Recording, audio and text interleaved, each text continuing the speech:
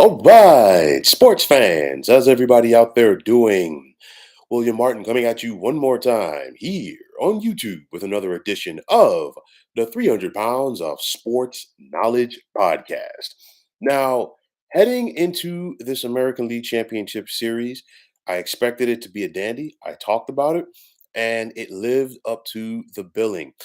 The Houston Astros and Texas Rangers went blow for 7 games to decide who was going to win the AL pennant.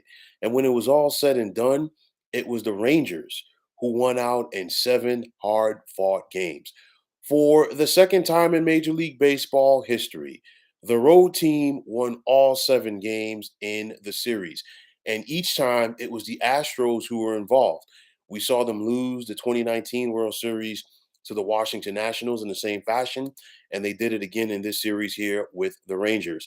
Now, both the Rangers and Astros are from the AL West. They finished the regular season with identical records, 90 and 72. It was the Astros who won the tiebreaker to win the division. The Rangers had to be relegated to the wild card round. They swept the Tampa Bay Rays in that round. They beat the top seeded Baltimore Orioles in the divisional round. And then, of course, they battled it out with the Astros in the American League Championship Series. We saw tremendous pitching for the Rangers through this series from starting pitcher Jordan Montgomery, the bats of Adalis Garcia and Corey Seager, especially Adalis Garcia, who was the MVP of the series. He hit some mammoth home runs to help the Rangers win. And of course, credit to the Rangers in the games that they did win in this series, being able to get to the Astros starting pitchers early.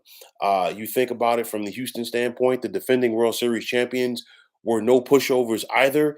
They showed their resiliency throughout this series. They dropped the first 2 at home, and there were some people that said, well, the series is not coming back to Houston for game 6 or game 7. And, they went there and not only were able to pick themselves off of the canvas in Arlington, they won all 3. It looked like they were going to lose game 5 in Texas until, Jose Altuve's 3-run shot in the top of the ninth propelled them to the 5-4 win. They just ran out of gas against a very good team in the Texas Rangers at home for those final 2. And of course, the Rangers just jumped on the Astros starting pitching in both game 6 and game 7. That's a big reason why they're now heading to the World Series. Texas, to their credit, not going away because after losing 3 straight at home, they could have mailed it in. But you know what? They said, hey, you know what? We won the first 2 games of this series at home. Oh, pardon me, on the road, rather. We know about the controversy in game 5. And at that point, it looked like Houston had all the momentum. And for Texas, they came right back. They set the tone early against the Houston pitching staff in game 6. They did it once again last night in game 7. And that's a big reason why they won this series. So credit to Bruce Bochy, the veteran skipper, his first year with the Rangers, and he is now the first manager in MLB history to take 3 different clubs to the World Series. He did it with the San Diego Padres in 1998. And then, of course, he won 3 World Series championships with the San Francisco Giants, first in 2010, then in 2012, and then finally in 2014. This was a tremendous series between 2 veteran managers that have seen it all during their respective tenures in the dugout in Major League Baseball. You think about Dusty Baker, another MLB lifer, winning the World Series championship with the Astros last year, taking the San Francisco Giants to the postseason, the Chicago Cubs, the Washington Nationals, and the Cincinnati Reds, and then, of course, right now, the Houston Astros. But for those Astros, there's going to be plenty of questions that have to be answered over the offseason. Will Dusty Baker return for 2024 as the skipper? I mean, Dusty Baker looked like he was retired before the Astros job became available several years ago after Houston moved on from AJ Hinch. And you know what? Dusty Baker has made the most of his opportunity with the Astros. So, Dusty Baker's done it all as a manager in the big leagues. And of course, winning that World Series championship last year was a cherry on the top of his resume. So, what's going to be the next step? I mean, obviously, if he wants to be there and the team wants to have him back, we got to wait and see. But for 2024, it's going to be the last year on the contracts of both second baseman Jose Altuve and third baseman Alex Bregman. These two guys have been staples for this Astros organization for a very long time. And you think about it, Houston in recent years has allowed certain players to leave in free agency that were a part of some of those championships. You think about Carlos Correa, George Springer, just to name a couple. But Altuve and Bregman, they've been two of the fixtures. They've been a part of this machine, if you want to call it that. So it's going to be very interesting to see what happens. Do they get extended? Will that be their respective walk years? A lot will be found out in the next coming months. But if you're on on the Ranger side, obviously it's on to the World Series as they await the winner of tonight's contest between the Arizona Diamondbacks and the Philadelphia Phillies. So it's going to be interesting to see, are we going to get a Southwestern battle for the World Series, or is it going to be a de facto NFC East battle? Because let's not forget, when you think about North Texas and Philadelphia, you think about all of those battles and the big rivalry football wise between the Dallas Cowboys and the Philadelphia Eagles.